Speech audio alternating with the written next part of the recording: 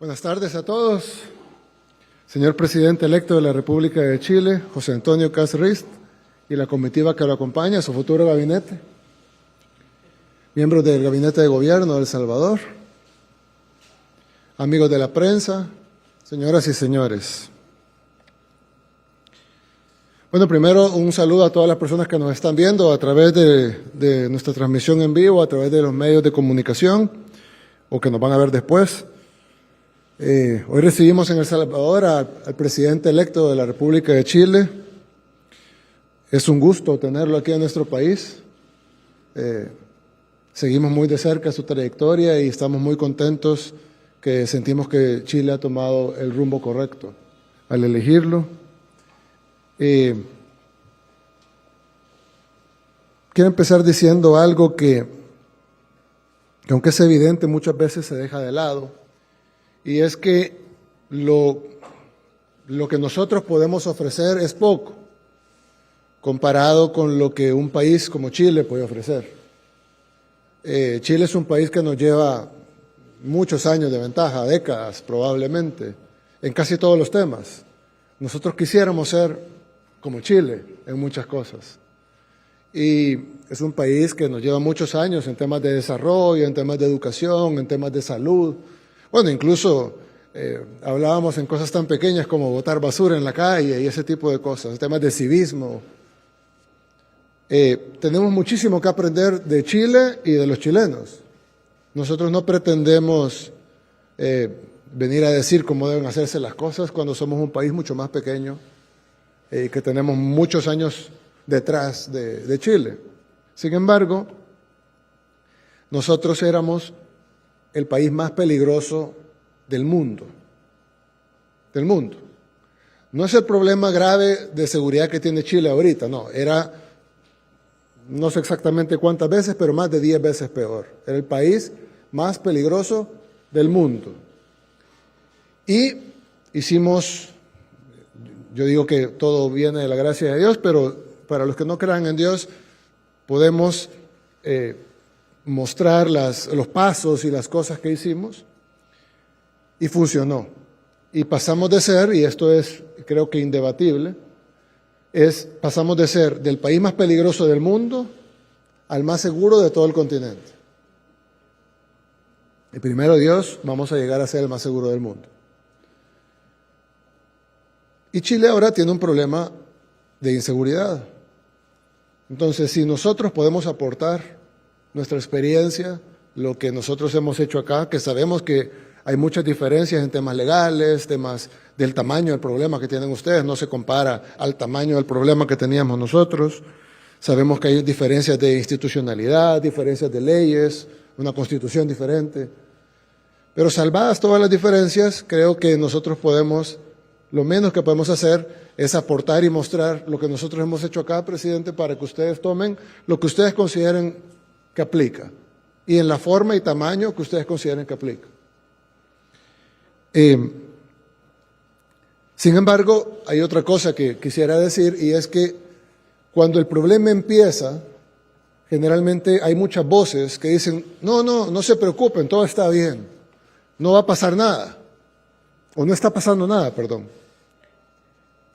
Y empiezan a minimizar el problema. Nos pasó a nosotros, cuando el problema de las pandillas se inició en los 90, yo recuerdo que yo era un niño, pues un jovencito, pero yo recuerdo que la gente decía, no, solo son jóvenes que pues hacen su desorden.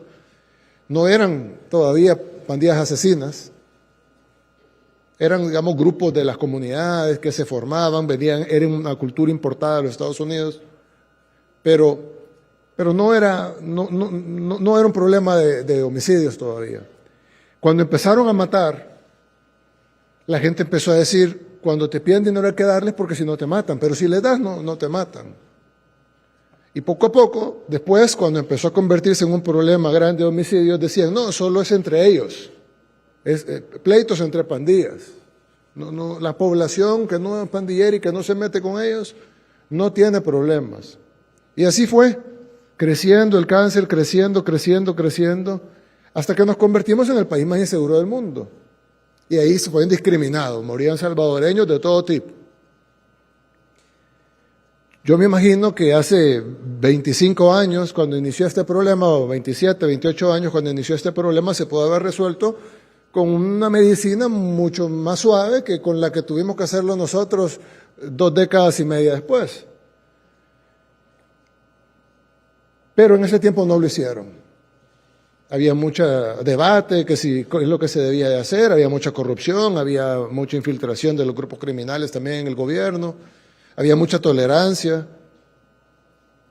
a los criminales que se convertían en intolerancia a la población honrada, había la dictadura de los criminales, y se llegó a instalar un gobierno del crimen en este país, y eso está ampliamente documentado. Gobernaba el crimen, habían territorios, en su mayoría, la mayoría de territorios, el 80% del país estaba controlado por los criminales, no se podía comerciar sin permiso de ellos, no se podía mover de un lado a otro sin permiso de ellos, todos los negocios tenían que pagar un impuesto, que era una extorsión, llamada renta. Ellos decidían, ellos tenían tribunales, ellos decidían quién era culpable o no de algo, ellos decidían quién tenía que morir o quién podía ser perdonado. Ellos aplicaban reglas, toques de queda, horas de entrada, horas de salida. En esta comunidad pueden entrar hasta las 7 o a las 8. En esta comunidad no se puede salir a tal hora. ¿Qué tipo de negocio podía estar ahí? Incluso con vendedores en la calle, que ni siquiera eran locales formales, ellos llegaban, los tenían censados, les cobraban impuestos, les decían, se me van ustedes 10 de acá para allá y aquí vienen otros 10. Ellos organizaban las calles.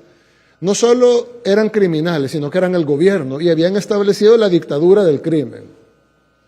Por supuesto, cuando el país vivió décadas en una dictadura del crimen, que además sangrienta, la más sangrienta del mundo, nadie mencionó nada.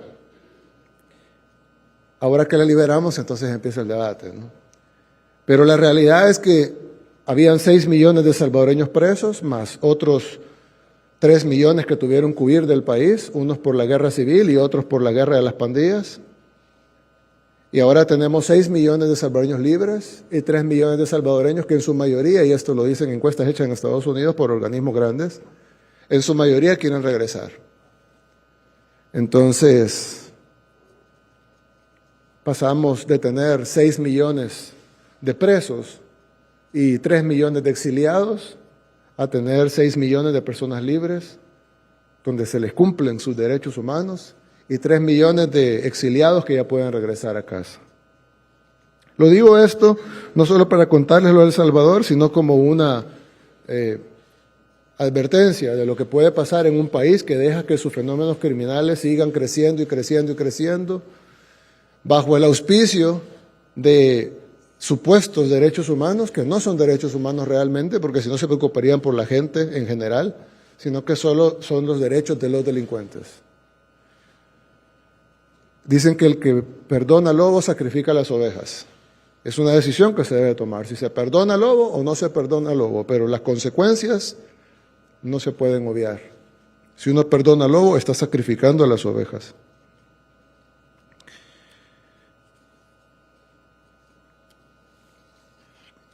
Presidente, cuente con nosotros como sus amigos.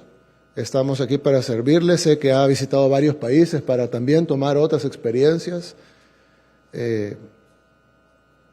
Y me parece acertado. Usted ha visitado varios países, se ha reunido con muchos líderes, está sacando lo mejor de cada cosa y al final hacemos votos para que su gobierno sea el mejor que haya tenido Chile. Muchas gracias, que Dios los bendiga.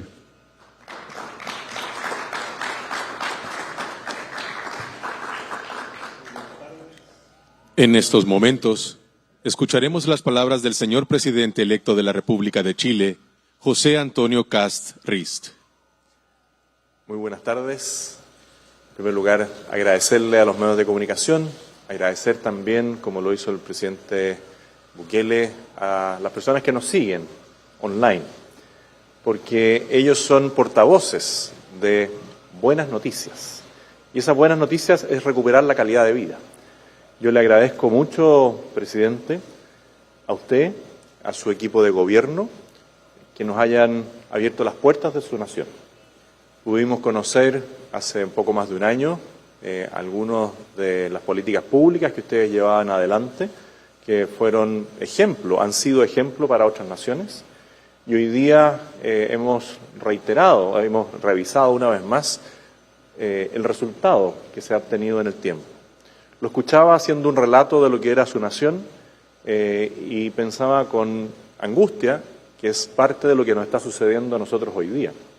Cuando uno no interviene en el momento oportuno, son graves las consecuencias que pagan las personas más humildes, las personas que no tienen la posibilidad de defenderse.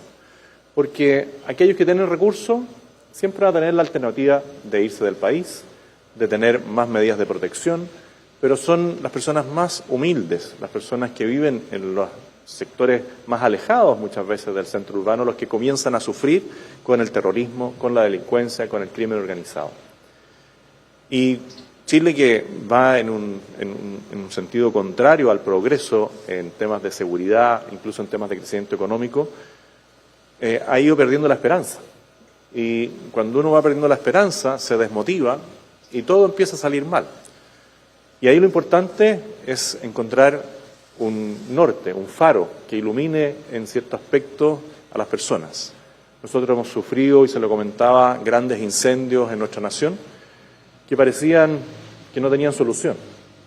Pero una familia decidió destinar recursos y contratar un supertanker, un avión con mucha agua, capacidad de carga de agua, y lo dispuso para apagar incendios que parecía que no tenían solución. El avión no apagó tantos incendios, pero devolvió la esperanza de que era posible salir de esa crisis. Y ustedes como nación más pequeña, como decía usted, hoy día son la esperanza de muchas naciones que ven cómo el crimen organizado avanza y pareciera que no tiene control. Y sí, han tomado decisiones duras, pero necesarias. Nosotros hemos visto sistemas penitenciarios en distintos países y el sistema penitenciario que uno ve que a muchos medios de comunicación comunican de El Salvador es solamente el SECOT, pero no hablan de la rehabilitación de personas que han cometido un solo delito.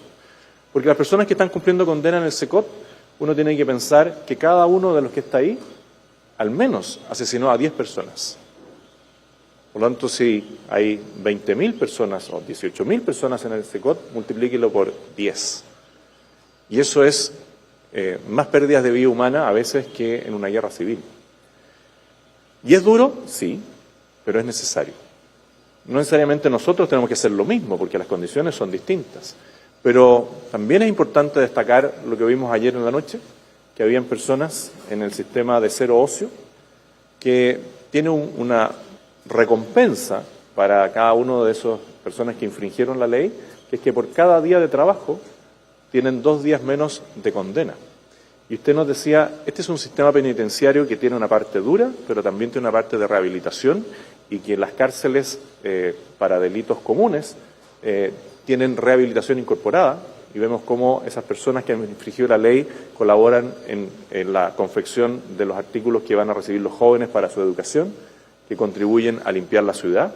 Quiero felicitarlo de paso por la limpieza de la ciudad y del país, porque me tocó hoy día poder sobrevolar gran parte de la ciudad y no es que solamente la avenida principal esté limpia, sino que la ciudad completa empieza a emerger de una manera distinta, porque de nuevo dicen, si yo trabajo, mi trabajo va a reportarle a mi familia, no a la delincuencia. Mi esfuerzo va a rendir frutos, mi esfuerzo en los estudios, mi esfuerzo en el trabajo. Por lo tanto, le quiero agradecer una vez más, ser un faro de esperanza en temas de recuperar la seguridad. En temas de seguridad, nuestra ministra tiene un tremendo desafío en el Ministerio de la Seguridad.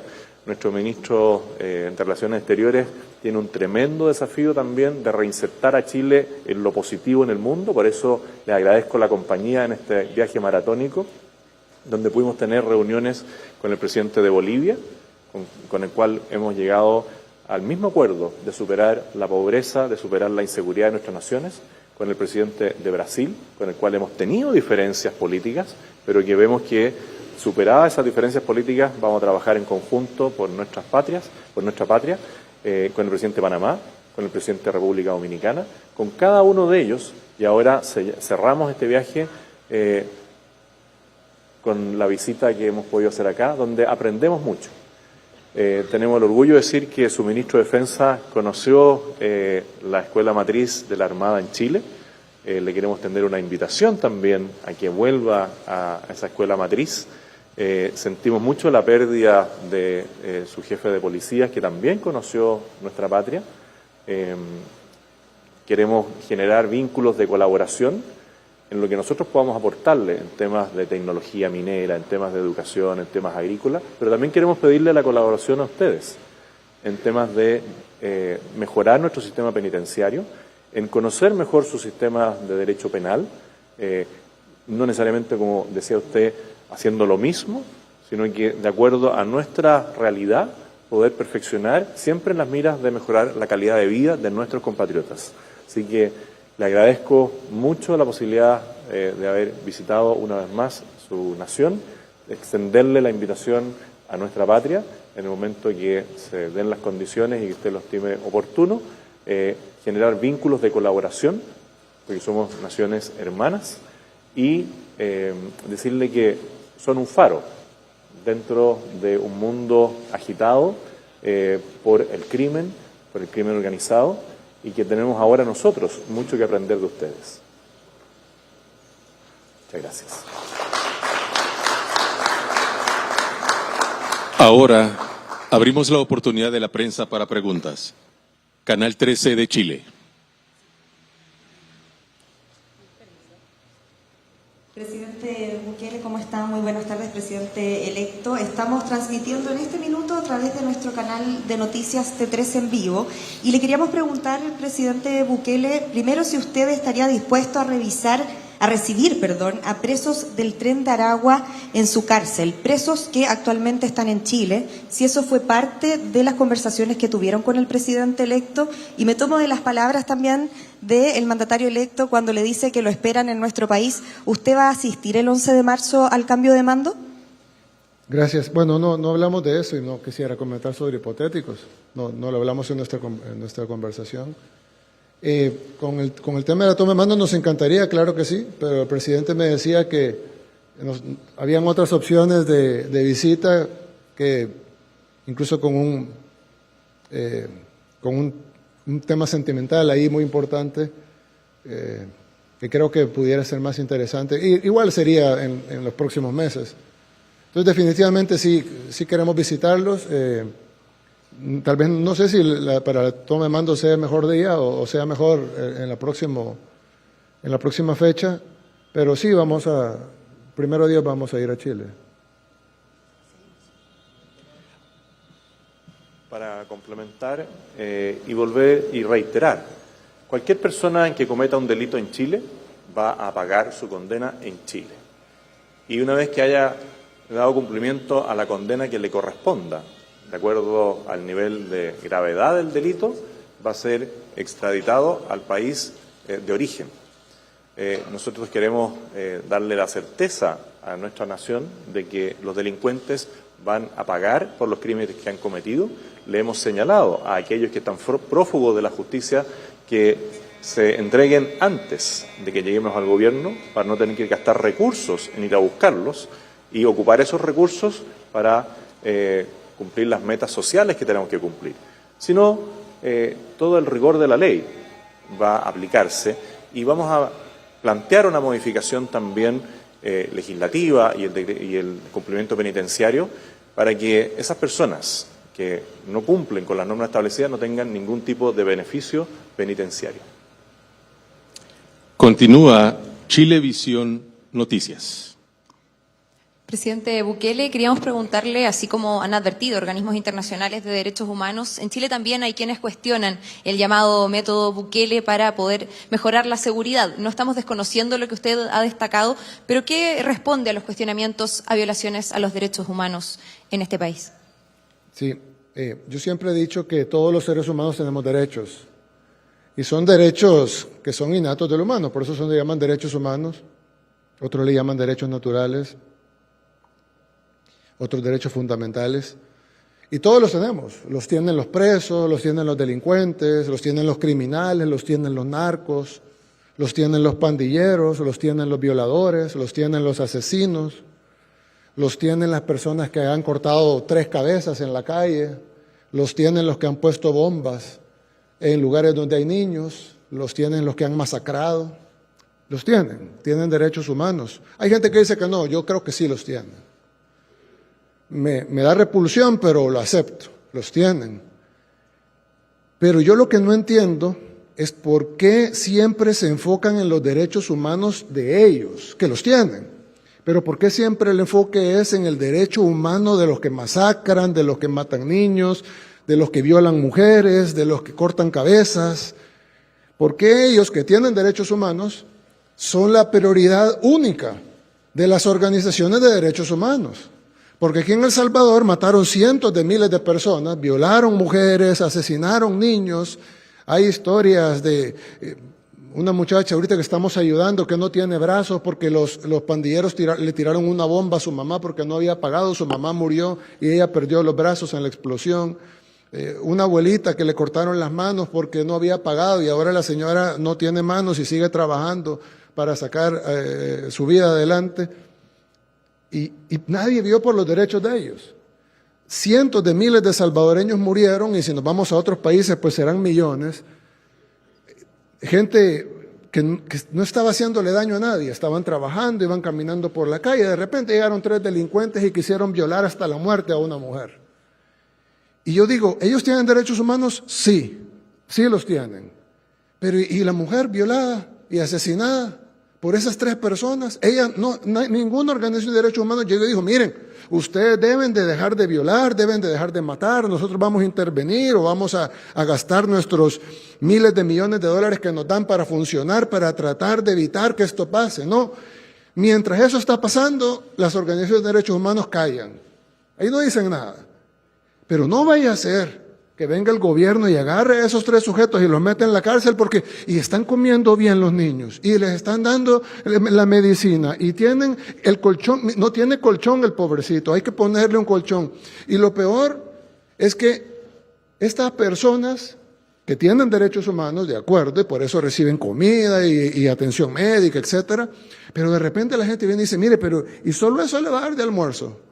¿Por qué tiene tan poca proteína? Y yo le digo, ¿sabe lo que come el salvadoreño normal? Un salvadoreño de escasos recursos. ¿Qué comerá él? Y a él le tenemos que decir, mire, señor, usted me va a pagar más impuestos para que los que mataron a su hija coman mejor. Entonces, lo que está sucediendo es que, claro, todos los criminales tienen derechos humanos, pero ¿cuál debe de ser la prioridad para el Estado? Los derechos humanos de la gente trabajadora, de la gente honrada, de la gente decente, de la gente que no mata, de la gente que no viola, o los derechos humanos de los violadores, de los asesinos. Entonces nosotros hemos priorizado los derechos humanos de la gente honrada. Y luego vemos, por supuesto, los derechos humanos de los asesinos. Pero sí, a mí, yo todas esas denuncias que han hecho esas organizaciones, yo les daría algún valor si ellos hubieran hecho denuncias antes, contra los que violaban, mataban, asesinaban, ponían bombas, cortaban manos, cortaban cabezas. Pero no lo hicieron y ahora solo se preocupan por los delincuentes. Y me he fijado que no solo es en El Salvador, sino que pasa lo mismo en otros países. Ustedes sabrán si pasa en Chile o no, los chilenos que están viendo sabrán si pasa en Chile o no, que solo se preocupan por los criminales, pero nunca dicen nada por la gente honrada. Entonces a mí me parece como que hay algo perverso ahí atrás de estas ONGs y organismos supuestamente de derechos humanos que más parece como el bufete legal de los delincuentes. Entonces, nosotros sí trabajamos por los derechos humanos. Ustedes vieron la cárcel más dura que tenemos, que es el SECOT, que es la cárcel para las personas que han matado 10 o incluso más personas. Pero están invitados a conocer el resto de nuestro sistema penitenciario, donde tenemos programas de capacitación. Cada día que se trabaja son 2 días de la condena. El 70% de los presos en El Salvador van a salir libres en menos de una década. Y todos están en programas de reforma. Y si ustedes ven con buena actitud, contentos, están en las calles reparando escuelas, limpiando playas, construyendo los pupitres con los que estudian sus hijos. Porque cometieron delitos, son criminales también, pero no mataron, no violaron, sino que cometieron otro, tal vez se metieron a robar una casa, tal vez robaron un automóvil, está mal y merecen ir a prisión, pero pueden reformarse, creemos en que se puede reformar. Y alguien que mató 10, 20 personas, creemos que no se puede reformar. Pero El sistema penitenciario salvadoreño no es el mejor del mundo, estoy seguro, no tenemos los recursos para que lo sea y no nos vamos a gastar el dinero a los hospitales de los niños en ellos, pero es bastante bueno, a nivel latinoamericano es bastante bueno, incluso ustedes ven las cifras, por ejemplo, cifras de personas que han muerto en las cárceles en El Salvador es mucho menor a la que han muerto en las cárceles de casi toda Latinoamérica, creo que incluyendo Chile. Porcentualmente, pues. Incluso algo que, pues, no, tal vez no debería ser así, pero es la realidad. El porcentaje de presos en El Salvador que muere es menor al porcentaje de personas libres que mueren, por razones naturales. ¿Por qué está pasando eso? No sé, creo que porque hay más rigurosidad en los chequeos médicos dentro de la cárcel que afuera, ¿verdad? La gente afuera a veces no va al médico, no se chequea. Pero la realidad es que el sistema penitenciario salvadoreño, que está lejos de ser perfecto, es uno de los mejores de Latinoamérica. Además, se garantiza que desde ahí no se ordenan crímenes, no hay señal de celular. Ustedes fueron hoy, muchos de ustedes fueron, se vieron que no hay señal, es imposible. Primero, es imposible entrar un celular o una computadora ahí, pero si lo lograran entrar sería un pisapapeles o algo para tirarlo, ¿verdad? Pero no sirve de nada ahí adentro, está totalmente bloqueado. Tenemos un sistema que no permite que sean cuarteles generales del crimen, como pasa en otros países. No permite que desde ahí se ordenen asesinatos, como pasa en otros países. No permite que hayan fiestas, como pasaba aquí en El Salvador antes, que habían fiestas con prostitutas y subían los videos a YouTube desde la cárcel.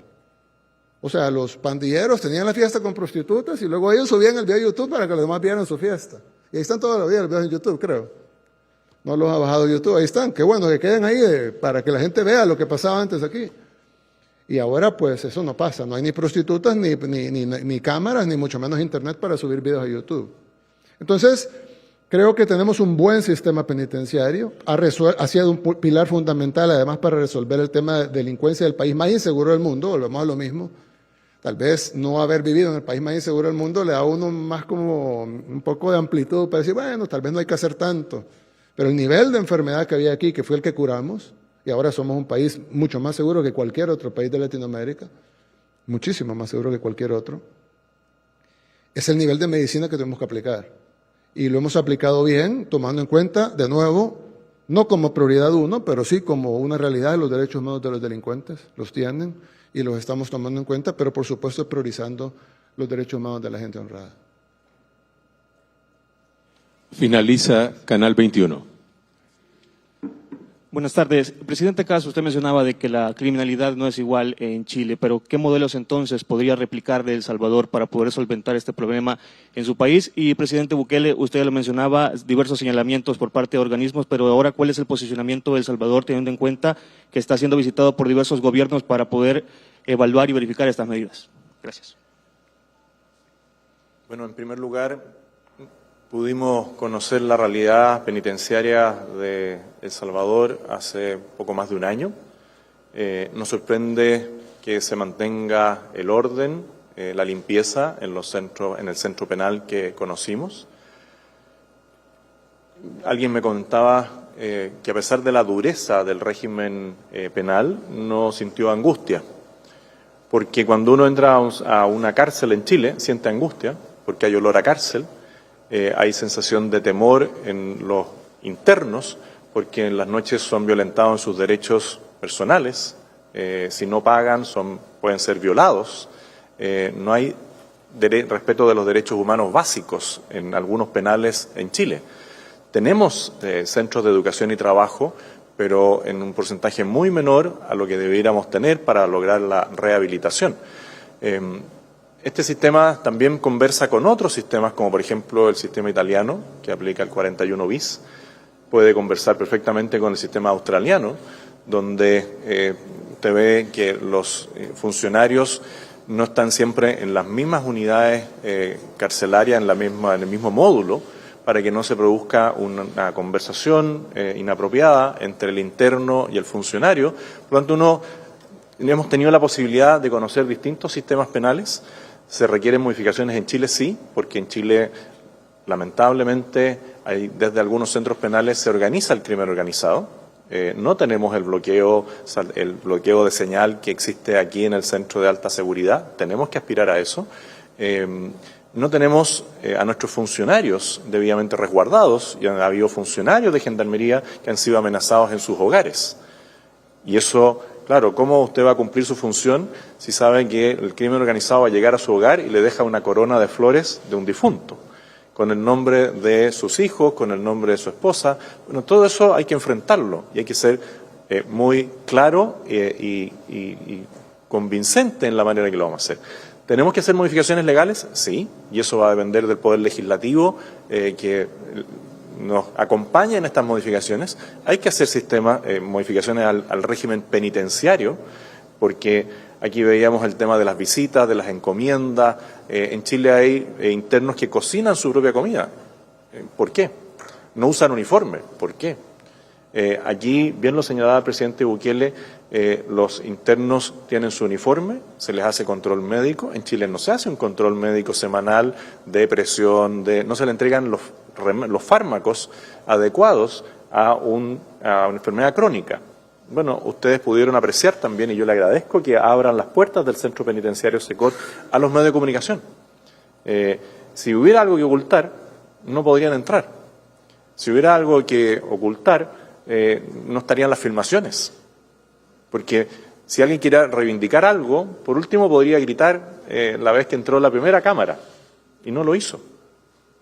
Porque claramente las celdas de castigo casi no son utilizadas porque las personas entendieron que habían cometido crímenes gravísimos y tenían que cumplir con una condena que se les aplica. En Chile hay un dicho que hoy día no se cumple: el que la hace la paga.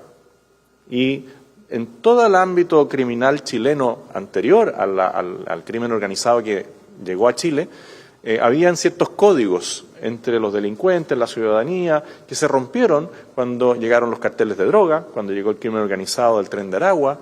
El valor de la vida hoy día en Chile es $100, $500, $1.000, pero tiene un precio muy bajo.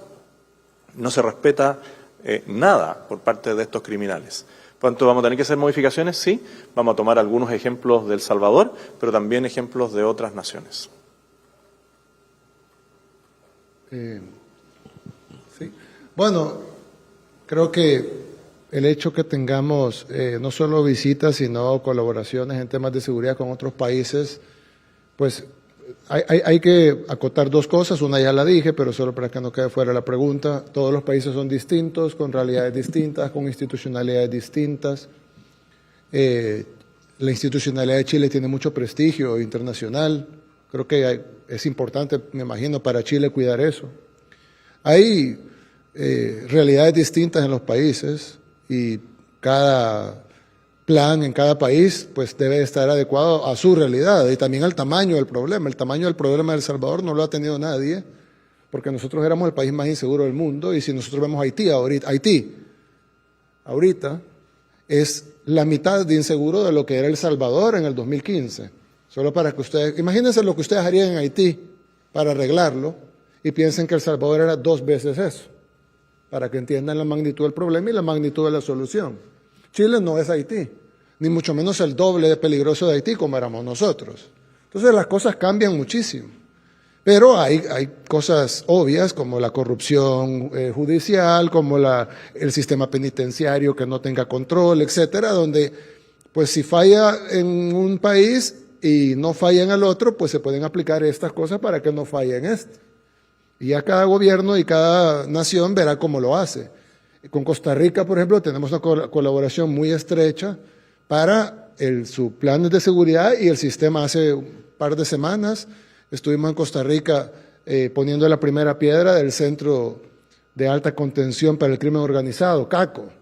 Es básicamente una cárcel inspirada en el Secot de El Salvador. El problema de Costa Rica es diferente al de El Salvador.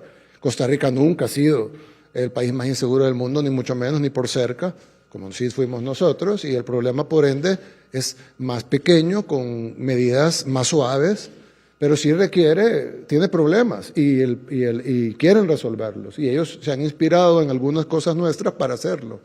Entonces, cada país que nos pide ayuda o que nos pide conocer o que nos pide observar, ver qué pueden tomar en cuenta o no, pues nosotros estamos abiertos para hacerlo, así como en otras veces muchos países nos han ayudado.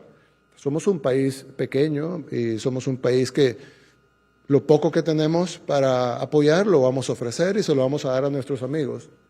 Y consideramos al presidente Castro un amigo y pues nuestras puertas están abiertas para todo lo que ustedes quieran observar, conocer, aprender o no, tomar en cuenta o no.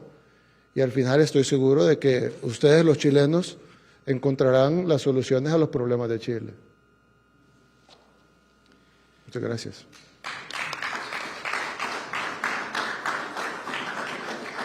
Termina el espacio de preguntas y en estos momentos nos ponemos de pie para presenciar el retiro del excelentísimo señor presidente de la República de El Salvador, Nayib Armando Bukele Ortiz, y del señor presidente electo de la República de Chile, José Antonio Kast Rist.